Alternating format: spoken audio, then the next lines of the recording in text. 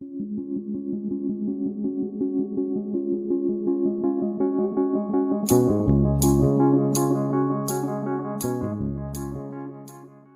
back to our channel CBSE Tricks. Today we are going to learn continuation of geography land resources. കഴിഞ്ഞ ക്ലാസ്സിൽ classification of resources development of resources നമ്മൾ പഠിച്ചു. ഇനി ഇന്ന് നമ്മൾ പഠിക്കാൻ പോകുന്നത് land resources. Land എല്ലാവർക്കും അറിയാമല്ലോ അല്ലേ, എന്താണ് land എന്ന് പറഞ്ഞാൽ? Land എന്ന് പറഞ്ഞാൽ നമ്മൾ നിൽക്കുന്ന ഏത് സ്ഥലമാണോ അതിനൊക്കെ എന്താ പറയുക, land എന്നാണ് പറയുക. അപ്പോൾ land എന്ന് പറയുന്നത് എന്താണ്? It's A natural resources. അതൊരു നാച്ചുറൽ ആയിട്ടുള്ള ഒരു റിസോഴ്സസ് ആണ്, അതായത് പ്രകൃതിദത്തമായിട്ടുള്ള റിസോഴ്സസ് ആണ്. അതാരും ഉണ്ടാക്കിയതല്ല. ലാൻഡ് എന്ന് പറയുന്നത് മനുഷ്യൻ ഹ്യൂമൻ മെയ്ഡ് അല്ല. ലാൻഡ് അത് ഓൾറെഡി അവിടെ ഉള്ളതാണ്. അങ്ങനത്തെ എന്താ പറയുക, നാച്ചുറൽ റിസോഴ്സസ് അല്ലെങ്കിൽ പ്രകൃതിയമായിട്ടുള്ള റിസോഴ്സസ് എന്ന് പറയാം. ഇത് സപ്പോർട്ട്സ് ആ നാച്ചുറൽ റിസോഴ്സസ്, അതായത് ലാൻഡ് റിസോഴ്സസ് സപ്പോർട്ട് ചെയ്യുന്നത് നാച്ചുറൽ വെജിറ്റേഷൻ, പ്രകൃതിയമായിട്ടുള്ള വെജിറ്റേഷൻ. പ്രകൃതിയിൽ എന്തൊക്കെയുണ്ടോ അതിനൊക്കെ എന്ത് ചെയ്യും, സപ്പോർട്ട് ചെയ്യുന്നതാണ് ലാൻഡ് റിസോഴ്സസ്. പിന്നെ ഹ്യൂമൻ ലൈഫ്, മനുഷ്യൻ്റെ ജീവിതത്തെയും സപ്പോർട്ട് ചെയ്യുന്നതാണ് land resources. Without land we can live in world. കാരണം നമ്മളിപ്പോൾ ലാൻഡിൽ നമുക്ക് ഭക്ഷണം കിട്ടണമെങ്കിലും ലാൻഡ് വേണം. ലാൻഡിൽ എന്തെങ്കിലുമൊക്കെ കളച്ചുണ്ടാക്കിയാൽ മാത്രമേ നമുക്ക് തിന്നാനുള്ള കിട്ടുള്ളൂ. പിന്നെ നമുക്ക് ജീവിക്കണമെങ്കിൽ, അതായത് താമസിക്കണമെങ്കിൽ, ഒരു പ്ലേസിൽ തന്നെ സെറ്റിൽമെൻറ്റ് ആരംഭിക്കണമെങ്കിൽ അവിടെ ഒരു ലാൻഡ് വേണം. എന്നിട്ട് വേണം നമ്മളത് സെറ്റിൽമെൻറ്റ് ആക്കിയിട്ട് മാറ്റാൻ. അപ്പോൾ എന്താണ് ഏറ്റവും ഇമ്പോർട്ടൻ്റ് ആയിട്ടുള്ളൊരു റിസോഴ്സസ് ആണ് land resources. We can avoid the land resources. കാരണം അത്രയ്ക്കും അതിൻ്റെ ഒരു ഇത് നമ്മൾ എന്താ പറയുക, നമ്മുടെ ജീവിതത്തിൽ അത്രയ്ക്കും എസെൻഷ്യൽ ആയിട്ടുള്ള ഒരു കാര്യമാണ് എന്ത്, ലാൻഡ് റിസോഴ്സസ് എന്ന് പറയുന്നത്. പിന്നെ എക്കണോമിക് ആക്ടിവിറ്റീസ്, നമ്മുടെ economic activities, day to day ലൈഫിലുള്ള എല്ലാ എക്കണോമിക് ആക്ടിവിറ്റീസിനും സപ്പോർട്ട് ചെയ്യുന്നതാണ് ലാൻഡ് റിസോഴ്സസ് ആണ്. അതായത് ഇപ്പോൾ നമ്മൾ പൈസ ഒക്കെ ഉണ്ടാക്കുന്നത് എന്താണ്, ലാൻഡിലൂടെയാണ് പൈസയും കാര്യങ്ങളൊക്കെ. പിന്നെ എന്താണ്, ട്രാൻസ്പോർട്ട് ആൻഡ് കമ്മ്യൂണിക്കേഷൻ സിസ്റ്റംസ്. ട്രാൻസ്പോർട്ടും കമ്മ്യൂണിക്കേഷൻ സിസ്റ്റവും നമ്മൾ ലാൻഡിലൂടെയാണ് നടക്കുന്നത്. അതായത് റോഡ് ഉണ്ടാക്കണമെങ്കിൽ ഒരു ലാൻഡ് വേണം. ലാൻഡില്ലാതെ നമുക്ക് റോഡ് ഉണ്ടാക്കാൻ കഴിയില്ല. ഇപ്പോൾ ഉണ്ട് എയർവേസ്, വാട്ടർവേസ് ഒക്കെ ഉണ്ട്, പക്ഷെ അതൊക്കെ എന്താണ്, ആ ലാൻഡിലുള്ളതാണ്. അതിനാണ് നമ്മൾ ലാൻഡ് റിസോഴ്സസ് എന്ന് പറയുന്നത്. പിന്നെ ഇന്ത്യയിൽ ഇതേപോലെ ലാൻഡ് റിസോഴ്സസ് ആയിട്ടുള്ള കുറേ വെറൈറ്റി ഓഫ് റിലീഫ് ഫീച്ചേഴ്സ് ഉണ്ട്. ഒന്നാണ് മൗണ്ടെയിൻ, പ്ലാറ്റ്യൂ, പിന്നെ പ്ലെയിൻസ്, എല്ലാതും ഉണ്ട്. നമുക്ക് അതിൻ്റെ ഒരു ചാർട്ട് നോക്കാം. അപ്പോൾ ഇന്ന് നമ്മൾ പറയുന്നത് ഇന്ത്യയിലുള്ള ലാൻഡ് റിലീഫിനെ കുറിച്ചാണ്.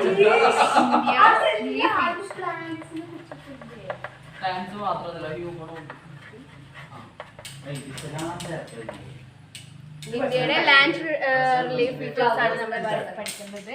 അതില്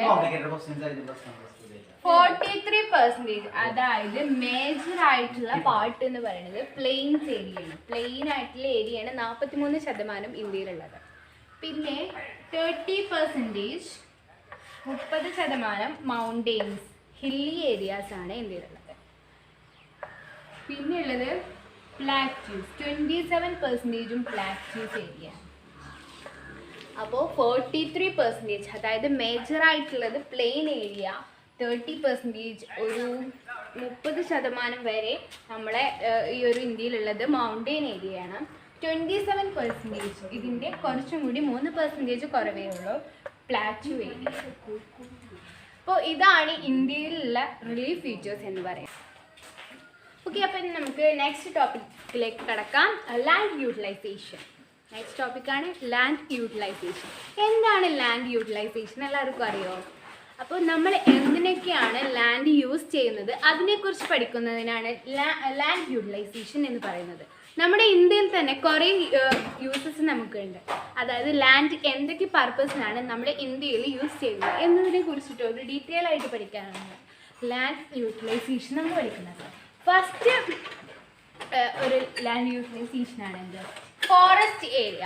അതായത് ഫോറസ്റ്റ്, എന്താണ് ഫോറസ്റ്റ് എന്നറിയാം? Forest is a large area covered with chiefly trees and undergrowth. അതായത് കൂടുതൽ മരങ്ങളും കുറേ മരങ്ങളും മൃഗങ്ങളും എല്ലാം ഒത്ത് ചേർന്നിട്ടുള്ളതാണ് എന്ത്, ഒരു ഏരിയയാണ് എന്ത്, ഫോറസ്റ്റ് ഏരിയ എന്ന് പറയുന്നത്. അപ്പോൾ കവേർഡ് വിത്ത് ഈസ് അതാണ് ഫോറസ്റ്റ് ഏരിയ. ഇനി രണ്ടാമത്തെ ക്ലാസിഫിക്കേഷൻ ആണെന്ത് land not available for cultivation. കൾട്ടിവേഷന് പറ്റാത്ത ലാൻഡ്, അതായത് നമുക്ക് അവിടെ ഫാം ചെയ്യാൻ പറ്റാത്ത ഏരിയനെയാണ് എന്ത് പറയുക land not available for cultivation. അതിൽ രണ്ട് ലാൻഡ് ഉണ്ട്. ഒന്നാമത്തെ ലാൻഡാണ് barren and waste land. Barren and waste land എന്നുള്ള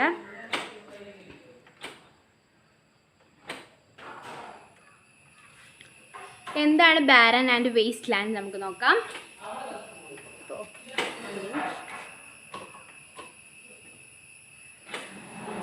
The land which may be classified as wasteland such as barren, hilly terrains, desert land, ravine, etc. normally cannot be brought under cultivation with available technology. അതായത് നമ്മളെ desert ഏരിയയിലൊന്നും നമുക്ക് cultivate ചെയ്യാൻ കഴിയൂല. Cultivation ചെയ്യാൻ പറ്റാത്ത ലാൻഡ്സിനെയാണ് എന്താ പറയുക ബാരൻ ആൻഡ് വേസ്റ്റ് ലാൻഡ്. അതായത് ഒട്ടും നമുക്ക് അവിടെ കൾട്ടിവേറ്റ് ചെയ്യാതെ അവിടെ വേസ്റ്റ് ലാൻഡായിട്ട് കിടക്കുന്നതിനാണ് ബാരൻ ആൻഡ് വേസ്റ്റ് ലാൻഡ് പറയാം. ഡെസേർട്ട് എക്സാമ്പിൾസ് ആണ് ഡെസേർട്ട് ഏരിയ പറ്റും. പിന്നെ എന്താണ് ravines area, terrains, barren hilly, അതായത് കുന്നു പോലെ കിടക്കും പക്ഷെ അവിടെ എന്താണ് നമുക്ക് കൾട്ടിവേഷൻ ചെയ്യാൻ പറ്റില്ല. അങ്ങനത്തെ ലാൻഡിനെയാണെന്ന് പറയുന്നത് ബാരൻ ആൻഡ് വേസ്റ്റ് ലാൻഡ് എന്നാണ്. പിന്നെ land put to non agricultural uses, അതായത് അഗ്രികൾച്ചർ യൂസസിന് അല്ലാതെ നമ്മൾ വീട് വെക്കാനോ അല്ലെങ്കിൽ അങ്ങനത്തേനൊക്കെ ഉപയോഗിച്ചിട്ടുള്ള ലാൻഡിനെയാണ് എന്ത് പറയുക land under non agricultural uses എന്ന് പറയാം. വേണമെങ്കിൽ അതിൻ്റെ ഡെഫിനിഷൻസ്. അപ്പോൾ land put to non agricultural uses എന്ന് പറയുന്നത് land include barren lands, uncultivatable lands and land put to non agricultural uses. അതായത് നമ്മൾ ബിൽഡിങ്സിന് റോഡ്സിന് ഒക്കെ ഉണ്ടാക്കാൻ വേണ്ടി യൂസ് ചെയ്യുന്ന ലാൻഡ്സിനെയാണ് എന്ത് പറയുക land put non agricultural uses. Non agriculture അതായത് അഗ്രികൾച്ചറിന് അല്ലാതെ യൂസ് ചെയ്യുന്ന ലാൻഡ്സിനെയാണെന്ന് പറയാം land put to non agricultural uses എന്ന് പറയുന്നത്. ഇതാണ് നമ്മുടെ രണ്ട് ക്ലാസിഫിക്കേഷൻ. അപ്പോൾ ലാൻഡ് യൂട്ടിലൈസേഷൻ്റെ മൂന്നാമത്തെ പോയിൻ്റാണ് ഫാലോ ലാൻഡ്സ്. ലാൻഡ് ഫാലോ ആയിട്ടും നമ്മൾ യൂസ് ചെയ്യും. അതായത് കൾട്ടിവേഷൻ നമ്മളിപ്പോൾ കൾട്ടിവേറ്റ് ചെയ്തിട്ട് ഒരു വർഷം ആ ലാൻഡ് ഒന്നിനും യൂസ് ചെയ്യാതിരിക്കുന്നതിനാണ് ഫാലോ ലാൻഡ് എന്ന് പറയുക. 1 ഇയർ ഫാമേഴ്സ് അത് കൾട്ടിവേഷൻ നടത്താതെ ഇരിക്കും. ഇപ്പോൾ ഇൻഡിഗോ ഒക്കെ അവിടെ കൾട്ടിവേറ്റ് ചെയ്താൽ പിന്നെ അവിടെ വേറെ ഒരു കൃഷിയും നടത്താൻ പറ്റില്ല. അങ്ങനെ കുറേ ക്രോപ്സ് ഉണ്ട്. അങ്ങനത്തെ ക്രോപ്സ് യൂസ് ചെയ്തിട്ട് നമ്മൾ കൾട്ടിവേറ്റ് ചെയ്തിട്ട് ഒരു വർഷം നമ്മൾ എന്ത് ചെയ്യും അത് ഫാലോ ആക്കി ഇടും. അതിനെയാണ് എന്ത് പറയുക ഫാലോ ലാൻഡ്സ് എന്ന് പറയുക അല്ലെങ്കിൽ കൾട്ടിവേറ്റബിൾ. നമുക്ക് പറയാം fallow land is a farm land or land which is used for cultivation purpose. Cultivation പർപ്പസിന് വേണ്ടിയിട്ട് ഉപയോഗിക്കുന്ന ലാൻഡാണ് fallow land. And the reason behind to keep this land fallow is that the soil can recover the required nutrients to grow crops again which has finished while cultivating land. ഇത് നമ്മൾ ഒരു വർഷം വെറുതെ നമ്മൾ ആ ലാൻഡ് കൾട്ടിവേഷൻ ചെയ്യാതെ ഇടുന്ന എന്തിനാന്ന് വെച്ചാൽ നമുക്ക് ആ ലാൻഡിൻ്റെ സോയിൽ ഫെർട്ടിലിറ്റി വീണ്ടും തിരിച്ച് കിട്ടാൻ വേണ്ടി നമ്മൾ വേറൊരു ക്രോപ്പ് അല്ലെങ്കിൽ എന്തെങ്കിലും അവിടെ ഫാം ചെയ്യാൻ ഉദ്ദേശിക്കുന്നുണ്ടെങ്കിൽ അത് ഒന്നും കൂടി നല്ല ബലവിഷ്ടമായിട്ട് വരണമെങ്കിൽ എന്ത് ചെയ്യണം ഒരു വർഷമെങ്കിലും നമ്മളത് ഫാലോ ആക്കിയിട്ടിട്ട് അതിൻ്റെ ന്യൂട്രിയൻസ് സോയിലിൻ്റെ ഫെർട്ടിലിറ്റിയൊക്കെ തിരിച്ച് കിട്ടിയിട്ട് നമ്മൾ ക്രോപ്പ് ചെയ്യുമ്പോഴാണ് നമുക്ക് നല്ല വിളവെടുക്കാൻ പറ്റുക. അപ്പോൾ അതിന് വേണ്ടിയിട്ടാണ് ഫാലോ ആക്കി നമ്മൾ എന്ത് ചെയ്തത് ലാൻഡിനെ യൂസ് ചെയ്യുന്നത്. നെക്സ്റ്റ് പർപ്പസ് ആണ് other uncultivated land excluding fallow lands. Fallow lands അല്ലാത്ത കൾട്ടിവേഷൻ ചെയ്യുന്ന ലാൻഡ്സിനെയാണ് എന്ത് പറയുക അതർ അൺകൾട്ടിവേറ്റഡ് ലാൻഡ്സ്. അതായത് ഫാലോ ലാൻഡ് അല്ലാതെ നെക്സ്റ്റ് പോയിൻ്റാണ് other uncultivated lands excluding fallow land. Fallow land അല്ലാത്ത അൺകൾട്ടിവേറ്റഡ് ലാൻഡ്സിനെയാണ് എന്താ പറയുക അതർ അൺകൾട്ടിവേറ്റഡ് ലാൻഡ്. ഇത് ഈ പോയിന്റിൽ നിന്ന് നമുക്ക് മനസ്സിലാവും. അതായത് കൾട്ടിവേഷൻ ചെയ്യാതെ ഫാലോ ലാൻഡ് ഒരു വർഷം നമ്മൾ ഫാലോ ആക്കി ഇടുന്നത് അതല്ലാതെ വേറെ മറ്റു അൺകൾട്ടിവേറ്റഡ് ആയിട്ടുള്ള ലാൻഡിനെയാണ് എന്ത് പറയുക നമ്മൾ അതർ അൺകൾട്ടിവേറ്റഡ് ലാൻഡ്സ് എന്ന് പറയാം. പിന്നെ ഇതുള്ളത് net zone area. Net zone area എന്ന് പറഞ്ഞാൽ area sown more than once in an agriculture year plus net sown area is known as a gross cropped area. അതായത്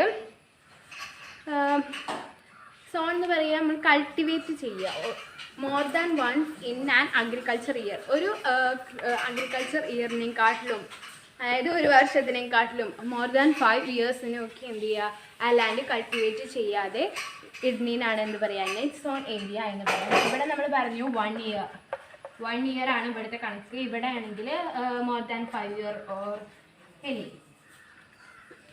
ഒരു വർഷത്തിലേയും കൂടുതൽ, അതായത് മോർ ദാൻ 1 ഇയർ.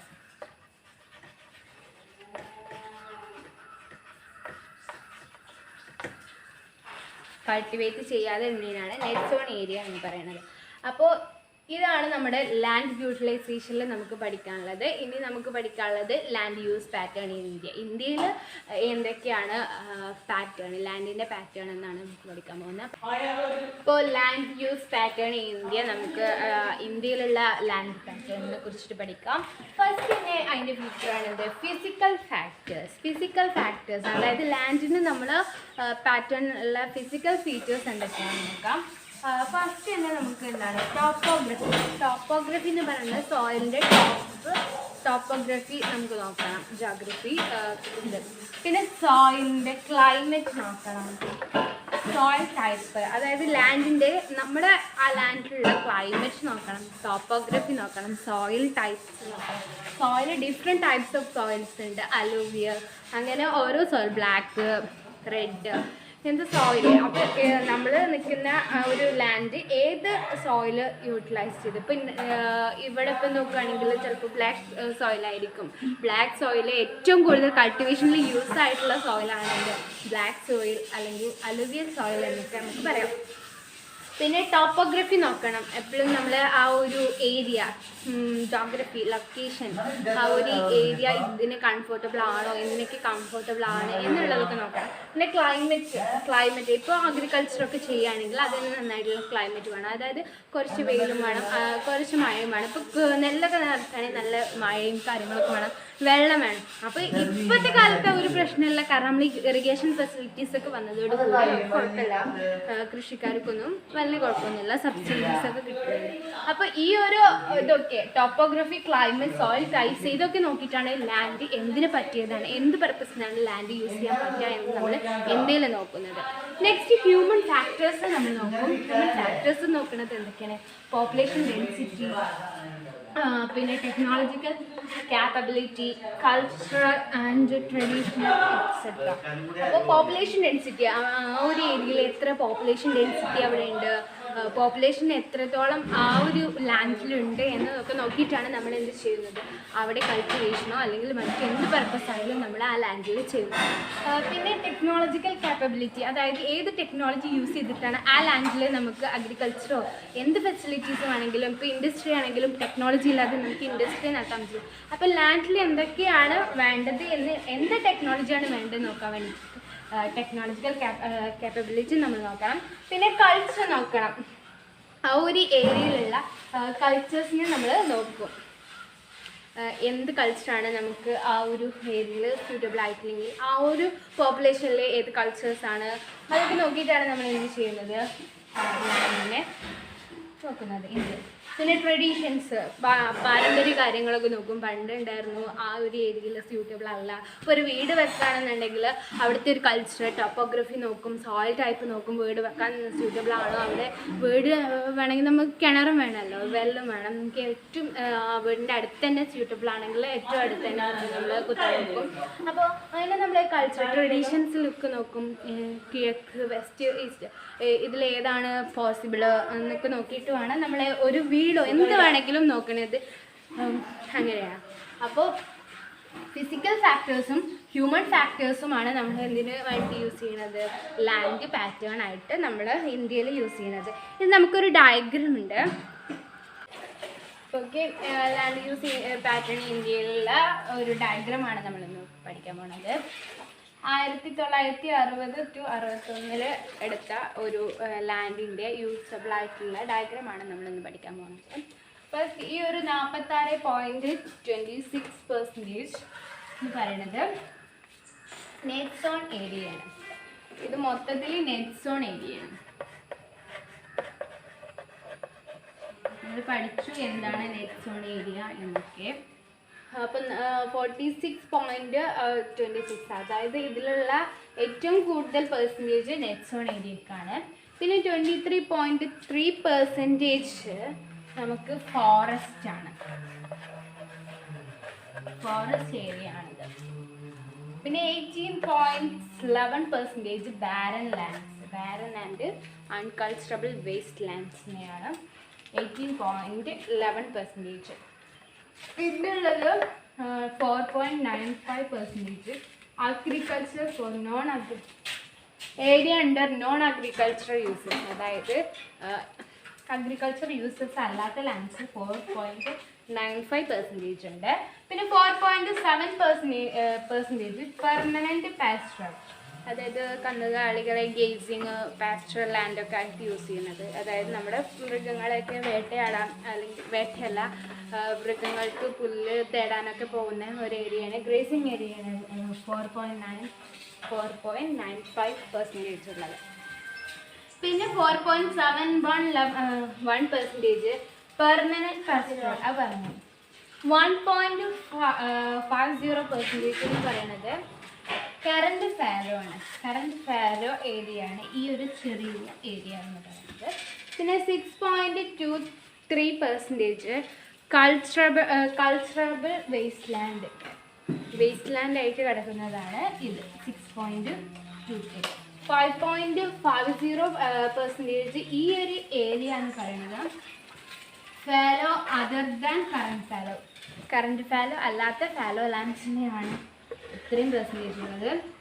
പിന്നെ 3.73% നമുക്ക് ഏരിയ അണ്ടർ മിസ്ക് ട്രീ ഗ്രോവ്സ്, അതായത് ട്രീയും മറ്റു പ്ലാന്റ്സൊക്കെ വളരുന്ന ഏരിയയാണ് ഈ ഒരു ഏരിയ എന്ന് പറയുന്നത്. അപ്പോൾ ഇത്രയാണ് 1960 to 61 നമ്മുടെ പാറ്റേൺ, ലാൻഡിൻ്റെ പാറ്റേൺ പെർസെൻറ്റേജ് ഇത്രയും പെർസെൻറ്റേജ് ആണ്. അപ്പം നമുക്ക് എന്താണ് വേസ്റ്റ്, ഓക്കെ, അപ്പം നമ്മൾ എന്താണ് വേസ്റ്റ് ലാൻഡ് എന്ന് പഠിക്കാം. വേസ്റ്റ് ലാൻഡ് എന്താണെന്ന് നോക്കാം. വേസ്റ്റ് ലാൻഡ് എന്ന് പറഞ്ഞാൽ it is puttu non agricultural activities, അല്ലെങ്കിൽ നോൺ അഗ്രികൾച്ചറൽ യൂസിന് വേണ്ടിയിട്ട് നമ്മൾ ലാൻഡ് ഇടുന്നതിനാണ് വേസ്റ്റ് ലാൻഡ് എന്ന് പറയാം. അതിൽ ഇൻക്ലൂഡ് ചെയ്യുന്നതാണ് റോക്കി, അതായത് കല്ലുകളുണ്ടാവും, arid and desert area, arid areas ഉണ്ടാവും, ഡെസേർട്ട് ഏരിയാസ് ഉണ്ടാവും. ഇതൊക്കെയുള്ള ഒരു ഏരിയനെയാണ് നമ്മൾ എന്ത് പറയുക, വേസ്റ്റ് ലാൻഡ് എന്ന് പറയാം. പിന്നെ റോഡ്സ്, ബിൽഡിങ്സ്, റെയിൽവേസ്, ഇൻഡസ്ട്രീസ് ഒക്കെ ഇൻക്ലൂഡ് ചെയ്തിട്ടുള്ള ഒരു ഏരിയയാണ് എന്ത്, വേസ്റ്റ് ലാൻഡ് എന്ന് പറയുന്നത്. അപ്പോൾ ഈ ലാൻഡിൻ്റെ ഓവർ യൂസിങ് അല്ലെങ്കിൽ continuous use of land and long period of time without taking appropriate measures to conserve and manage, അതായത് നമ്മുടെ ലാൻഡ് കൂടുതലായിട്ട് ഉപയോഗിക്കുന്നു, ലോങ് ടൈമായിട്ട് യൂസ് ചെയ്യുന്നു. അപ്പോൾ ഈ ഓവർ യൂസിങ്ങും കുറേ ഒന്നും മെഷേഴ്സും ഒന്നും ടേക്ക് ചെയ്യാതെ കൺസേർവ് ചെയ്യാതെ നമ്മൾ ലാൻഡിനെ യൂസ് ചെയ്യുമ്പോൾ ലാൻഡിന് കുറേ പ്രോബ്ലംസ് വരും. ലാൻഡിന് എന്ത് ചെയ്യും, ഡിപ്ലീഷൻസ് ഒക്കെ സംഭവിക്കും. അപ്പോൾ അതിനെ കൺസേർവ് ചെയ്യാൻ വേണ്ടിയിട്ട് ലാൻഡ് ഡിഗ്രഡേഷൻസ് ഒക്കെ നടക്കും. ആൻഡ് കൺസർവേഷൻ മെഷേഴ്സ് നമുക്ക് പഠിക്കാണ്ട്. അപ്പോൾ നമുക്ക് എന്ത് ചെയ്യാം, കൺസർവേഷൻ മെഷേഴ്സ് എന്തൊക്കെയാണെന്ന് നോക്കാം. ലാൻഡിനെ കൂടുതൽ ഹ്യൂമൻ ആക്ടിവിറ്റീസ് കാരണമാണ് ലാൻഡ് എന്ത് ചെയ്യുന്നത്, ലാൻഡിൽ കൂടുതൽ പ്രോബ്ലംസ് വരുന്നത്, അതായത് ഹ്യൂമൻ ആക്ടിവിറ്റീസ്, ഡീഫോറസ്റ്റേഷൻ, അതായത് മരങ്ങളൊക്കെ കട്ട് ചെയ്യുന്നതോട് കൂടി തന്നെ നമ്മുടെ ലാൻഡിന് കൂടുതൽ പ്രോബ്ലംസ് വരും. ഈ ഡിസാസ്റ്റേഴ്സൊക്കെ നമുക്ക് എന്താണ്, ഈ ഒരു ഓവർ യൂസിങ്ങോ ലാൻഡിൻ്റെ ഓവർ യൂസിങ്ങോ ഒക്കെ കാരണമാണ് നമുക്കിത് വരുന്നത്. അപ്പോൾ ലാൻഡിന് കൂടുതൽ മെഷേഴ്സൊക്കെ ടേക്ക് ചെയ്യുകയാണെങ്കിൽ നമുക്ക് അതേപോലെ തന്നെ കെയർ ചെയ്യാൻ പറ്റും. ഹ്യൂമൻ ആക്ടിവിറ്റീസ് എന്തൊക്കെ കൊണ്ടാണ് ഈ ലാൻഡ് നശിച്ചു പോകുന്നത് നമുക്ക് നോക്കാം. Human activities such as deforestation, over gracing, mining, coring, ഇതൊക്കെ എന്താണ് ലാൻഡ് ഡിഗ്രഡേഷൻ സംഭവിക്കും. ലാൻഡിൻ്റെ ഫലഭൂഷ്ഠത നഷ്ടപ്പെടുത്താനൊക്കെ സഹായിക്കുന്ന ഒരു ഘടകമാണ് ഹ്യൂമൻ ആക്ടിവിറ്റീസിൻ്റെ ഘടകമാണ് ഇതൊക്കെ deforestation, gracing, mining, coring etcetera. പിന്നെ മൈനിങ് ഒക്കെ നമ്മൾ ചെയ്യുമ്പോൾ എന്താണെന്ന് വെച്ചാൽ ഡീപ്പ് സൈറ്റിലാണ് ചെയ്യുക, അതായത് ആഴത്തിൽ കുഴിച്ചെടുക്കണം. അപ്പോൾ അതെന്താണ് ലാൻഡിനെ ഏറ്റവും കേടുപാടാക്കുന്ന അല്ലെങ്കിൽ ലാൻഡ് ഡിഗ്രേഡേഷൻ ചെയ്യുന്ന ഏറ്റവും വലിയ ഘടകമാണ് ഇത് മൈനിങ് എന്ന് പറയുന്നത്. പിന്നെ ഓവർ ബേർണിങ് ദ ലാൻഡ്, അതായത് നമ്മൾ ഓവർ യൂസ് ചെയ്യുകയാണ്, കൂടുതൽ ഭാരം കൊടുക്കുകയാണ് ഈ മൈനിങ് ഒക്കെ ചെയ്യുന്നത്. ലാൻഡിന് ഒരു ഭാരം കൊടുക്കുമ്പോൾ തന്നെ ലാൻഡിൻ്റെ ഫലഭൂഷ്ഠത നഷ്ടപ്പെടും. ലാൻഡിന് താങ്ങാതെ ആയിട്ട് നമുക്ക് ഡിസാസ്റ്റേഴ്സ്, എർത്ത് ഒക്കെ അങ്ങനെയാണ് നമുക്ക് സംഭവിക്കുന്നത്. In recent years, industrial influence and as waste has become a major source of land and water pollution in many parts of the country. അതായത് ആദ്യത്തെ ഇപ്പോൾ ഈ ഒരു ഇയറിൽ എന്താണ് ഇൻഡസ്ട്രീസിൻ്റെ ഇൻഫ്ലുവൻസ് കൊണ്ടും നമുക്ക് ഈ ലാൻഡ് ഡിഗ്രേഡേഷൻ സംഭവിക്കുന്നുണ്ട്. പൊല്യൂഷൻസ്, അതായത് ഇൻഡസ്ട്രീസിൽ നിന്ന് വരുന്ന പുക മാലിന്യങ്ങൾ, പിന്നെ ഇൻഡസ്ട്രീസിൽ നിന്ന് വരുന്ന വേസ്റ്റുകൾ ഈ വെള്ളത്തിൽ അല്ലെങ്കിൽ നമ്മുടെ പുഴയിലൊക്കെ ഇടുമ്പോൾ എന്ത് ചെയ്യും, വാട്ടർ പൊല്യൂഷൻ ഉണ്ടാവും. ഇൻഡസ്ട്രീസിൽ വരുന്ന പുകകൾ നമുക്ക് എന്തെങ്കിലും എയർ പൊല്യൂഷൻ സംഭവിക്കും. പിന്നെ ലാൻഡ് പൊല്യൂഷൻസും അങ്ങനെ നമുക്ക് സംഭവിക്കും. വേസ്റ്റൊക്കെ ലാൻഡിലിട്ട ആ വേസ്റ്റ് ഒരിക്കലും ഒരു ഭാരമാണ് ഭൂമിക്ക്, അല്ലെങ്കിൽ ലാൻഡിന് ഒരു ഭാരമായതുകൊണ്ട് തന്നെ എന്ത് ചെയ്യും, അത് ഭയങ്കര ഡാമേജ് ഉണ്ടാക്കും. അതിനെയൊക്കെ ഓവർകം ചെയ്യാൻ നമുക്ക് കുറേ മെഷേഴ്സ് ചെയ്യണം. അപ്പോൾ ഇതൊക്കെ ചെയ്യാനുള്ള മെഷേഴ്സ് എന്തൊക്കെയാണ്? അപ്പം നമുക്ക് ലാൻഡ് ഡിഗ്രഡേഷൻ്റെ പ്രോബ്ലംസ് എങ്ങനെ സോൾവ് ചെയ്യാമെന്നുള്ള വേവ്സ് ആണ് നമുക്ക്. ഒന്ന് അഫോറസ്റ്റേഷൻ എന്ന് പറഞ്ഞാൽ പ്ലാന്റ്സ് കൂടുതൽ നമ്മൾ വളർത്തുക, അതായത് കൂടുതൽ പ്ലാന്റ്സ് ചെയ്തുകൊണ്ട് നമുക്ക് എന്ത് ചെയ്യാം, ഈ ലാൻഡ് ഡിഗ്രഡേഷൻ ഇല്ലാണ്ടാക്കാം. പിന്നെ പ്രോപ്പർ മാനേജ്മെൻറ്റ് ഓഫ് ഗ്രേസിങ്, അതായത് ഗ്രേസിങ് മാനേജ് ചെയ്യുക. ഗ്രേസിങ് എന്ന് പറഞ്ഞാൽ അറിയാമല്ലോ, നമ്മുടെ കന്നുകാലി മേക്കലൊക്കെ എന്ത് ചെയ്യാം, പ്രോപ്പറായിട്ട് കൊണ്ടുപോവാം. കുറച്ചിട്ട് എന്ത് ചെയ്യുക, നമ്മളെ ലാൻഡിൽ അവർക്ക് പറ്റിയിട്ടുള്ളൊരു സ്ഥലത്ത് മാത്രം കൊണ്ടുപോയിട്ട് ചെയ്യാം. അപ്പോൾ ഒരു മാനേജ്മെൻറ്റ് നമുക്കതിൽ കൊടുക്കാം, മാനേജ് ചെയ്യാം. പിന്നെ planting shelter belts of plants, പ്ലാന്റിൻ്റെ ഷെൽട്ടർ ബെൽറ്റ്സ് കൊടുക്കുക. അതായത് നമ്മൾ കൃഷിയൊക്കെ ചെയ്യുമ്പോൾ ബെൽറ്റ്സ് ആയിട്ട് കൊടുക്കുക. എല്ലായിടത്തും കൃഷി ചെയ്യാൻ പരമാവധി നോക്കുക. ലാൻഡിന് ഫെർട്ടൈൽ കിട്ടുന്ന സ്ഥലത്തൊക്കെ ഷെൽട്ടർ ബെൽറ്റ്സ് കൊണ്ടുവരാൻ നോക്കുക. പിന്നെ സ്റ്റെബിലൈസേഷൻ ഓഫ് സാൻഡ് ഡ്യൂൺസിൻ്റെ സ്റ്റെബിലൈസേഷൻ കൊണ്ടുവരിക. എങ്ങനെയാണ് അത് കൊണ്ടുവരാന്ന് പറഞ്ഞാൽ ടോണി ബുഷസ്, അതായത് ചെറിയ ബുഷസ് ആയിട്ടുള്ള പ്ലാന്റ്സിനെ വളർത്തിക്കൊണ്ട് നമുക്ക് എന്ത് ചെയ്യാം, ഈ സാൻഡ് ഡ്യൂൺസിനെ സ്റ്റെബിലൈസ് ചെയ്യാൻ കഴിയും. സാൻഡ് ഡ്യൂൺസ് കൂടുതൽ ഉണ്ടാവുക ഡെസേർട്ട് ഏരിയകളിലാണ്. പിന്നെ ഉള്ള ഒരു പ്രോപ്പർ മാനേജ്മെൻറ്റ് ഓഫ് വേസ്റ്റ് ലാൻഡിൻ്റെ proper management of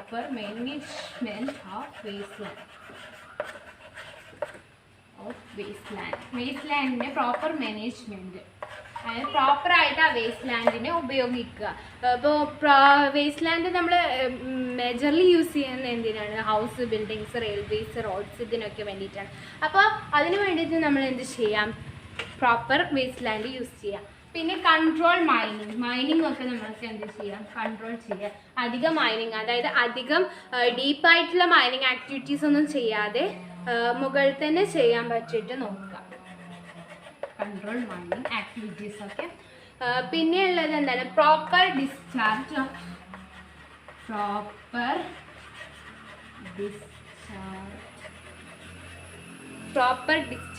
and disposal.